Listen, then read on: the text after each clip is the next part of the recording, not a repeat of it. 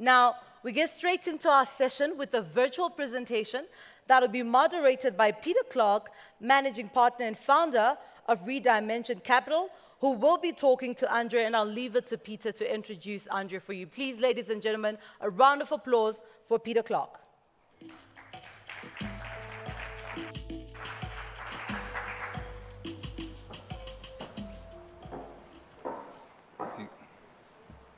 So thanks very much. I think we're going to get Andre up on the screen. Can Andre hear us? I can. Can you hear me?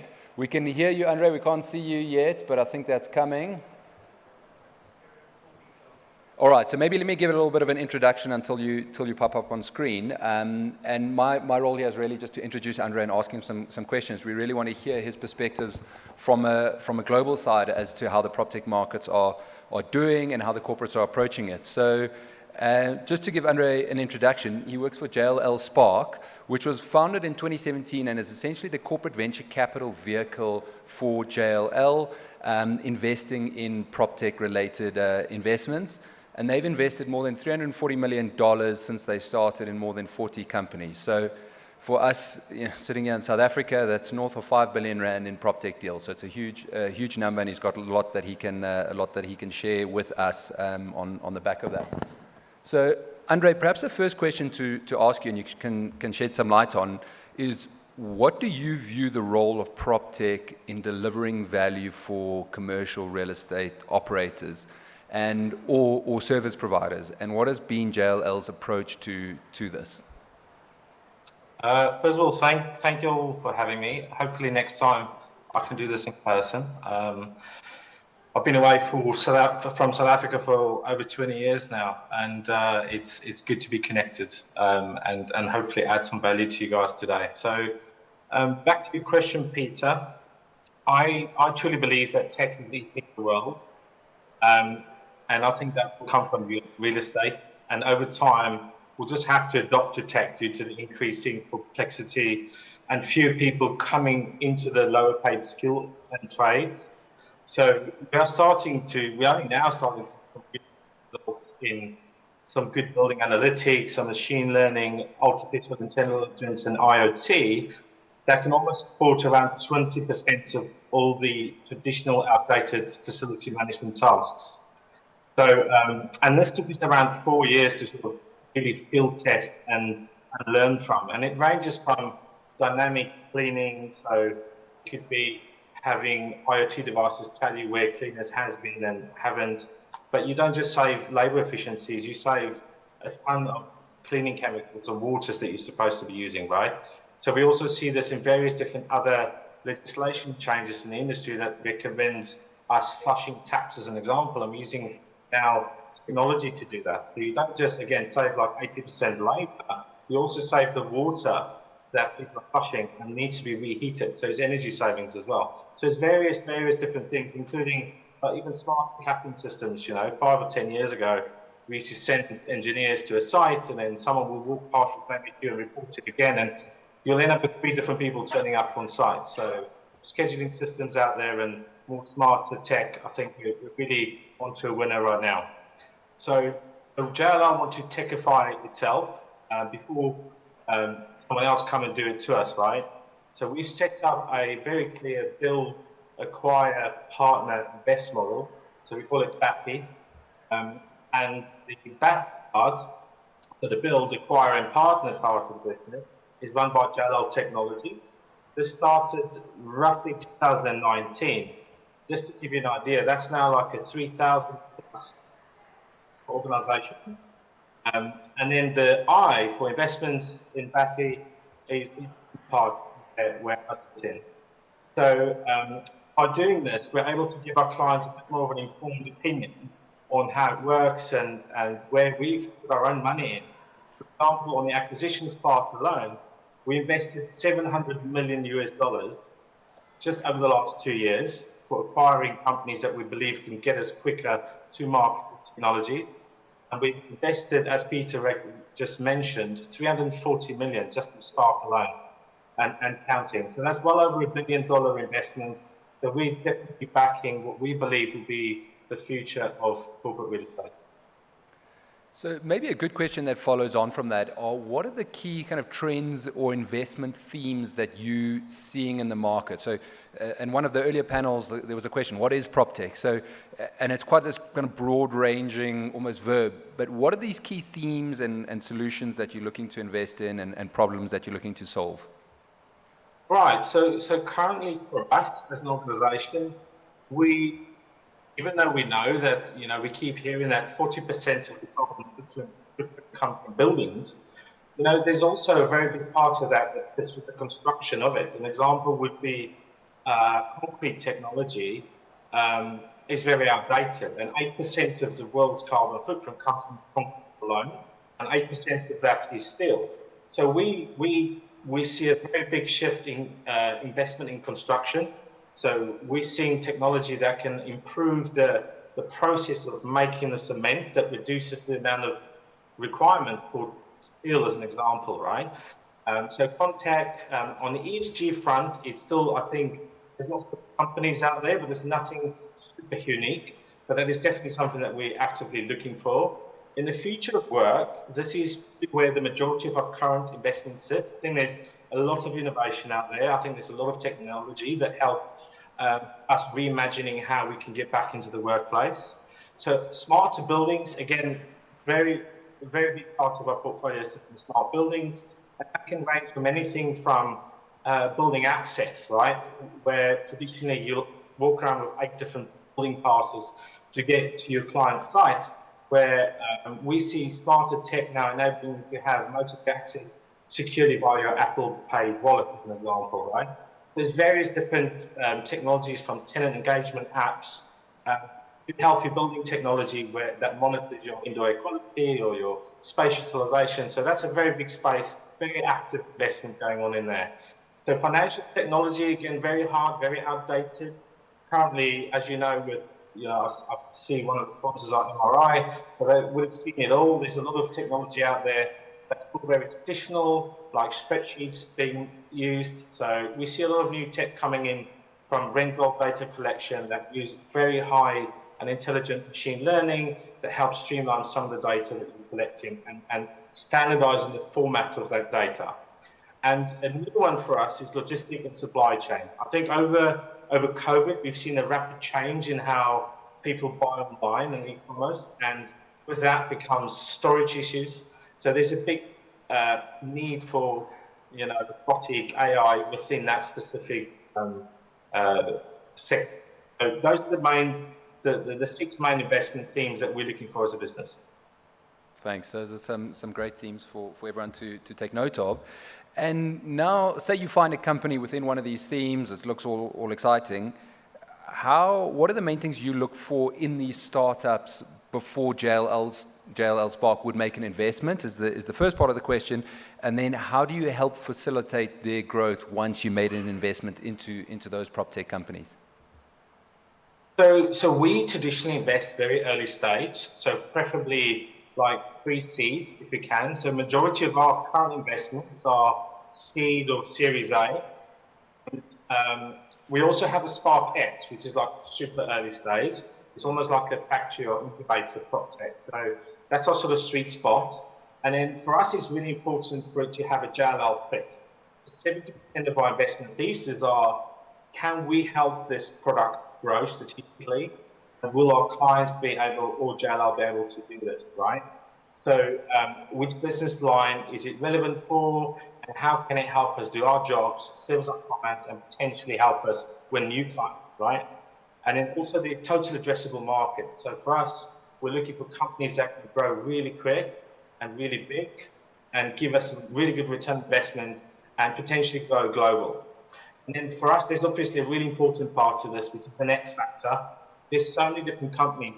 I mentioned ESG earlier, and if you look at building analytics alone, just in the UK, I just looked at a spreadsheet last week where we've got over 160 companies doing the same thing, and there's nothing unique about it. So I think the X factor is really important, the unique IP that makes you stand out. And also, for us, the founder is really important, and the company that sits behind the product, because sometimes you can have a really good product, backed by a really bad team, and the go-to-market is just not addressed correctly. But for us, the track record of the founder is really good to know that we know that this product can survive on its own two legs based on the passion that comes from the people within it. Very interesting. Maybe you could... Sorry, your second part of the question is how do we grow them, right? Yeah. So for us, when we invest in a company, we focus on helping them grow by using the products ourselves. So we'll adopt it internally, and we have various different programs. We just in the last year or so allocated 3.5 million to some of our clients that we manage, and we will invest like 150 on every account, and we field test different innovation. And whatever innovation really works or takes off, we'll share some of the marginal savings that we've made with the client, and we'll keep reinvesting whatever efficiencies we've gained. So, and now that we have in JLLT a revenue pillar as well, we're able to resell some of the products. So we set up reseller agreements internally, and we get them to grow that way. So we also, depending on the type of product, also have an investment strategy with warrants. Sometimes half of our investment could be capital, and the other half, the company feel is more important, let's say 40% of their ownership, to get them into a different region. So let's say from Europe into the US. Yeah. And for them, that could be 9 months worth of work for us to help them unravel the landscape, understand the competitive landscape, understand the opportunities, and the network that we offer as a business or organization allows them to expand that. And then some of these companies are just interested in annual recurring revenue, right? So it's like, can you give me X by this time frame? So it could be 3 years or 5 years, and we will help them get there by trying to adopt the technology. And that for them could mean, and for us could mean like 5% equity in their business. So I think we're very strategic in the way we manage our portfolio and get them into the market. Fantastic. And you know, given that we're sitting here in South Africa and focusing on the rest of Africa, and you being I was going to say ex-South African, but I'll call you still South African. Where do you see the maturity of the global PropTech markets, and are there any learnings or parallels you can draw and maybe kind of give for the audience here in South Africa and Africa, rest of Africa, which is, you know, a couple of steps behind? So the global markets experienced a great big boom, the adoption has been a lot better. Any parallels you can draw, or from perhaps your early days when JLL Spark started in 2017, which can benefit kind of where the South African and African PropTech markets are now? So I would say don't be scared to take risks, right? I know that there's this big fear about cybersecurity and cyber attacks and all these different things that traditionally restricts people from making investments in technology or perhaps adopting it. Yeah. I see the biggest restrictions currently in adoption of technology is the operational side of the business, which is sort of 95% of how the building operates is the operational side. And their focus are really, really reactive. And it sort of shifts the focus from how you could potentially take risks and trial different things to make yourself more efficient, because people are very concerned about, is this or will this replace my role in the future? And I think inevitably technology will replace some roles, but we also are in a position where we don't have the roles available. You look at the trade market or low skill rates, there's just simply no roles to fill some positions. We look at even the travel industry, it's an absolute nightmare to get anywhere because of labor. So unless you adopt it, take risks and get operational buy-in, we'll struggle, especially in perhaps Africa that's not as matured in adoption. Fantastic, thank you. We've got 2 minutes left. I'm wondering if there's any questions from the audience, any burning questions that anyone would like to ask Andre. If not, then let me go with one more, which is just around adoption, because we see a lot of good tech coming out, but getting corporates, and I suppose somewhat different for yourselves as a service provider, but getting corporates to adopt that tech and getting the culture of innovation kind of embedded within corporate real estate operators and owners who've traditionally been not at the front curve of technology. How have you found that approach, and are you seeing a lot greater willingness from corporates globally and in UK and the market you're sitting in to adopt this technology? there's so many different avenues to talk about here, but a lot of these clients are actually coming to us and saying, actually, that we can't get funding, or we can't get this building because we don't tick the following boxes, whether it's from an EFC's perspective.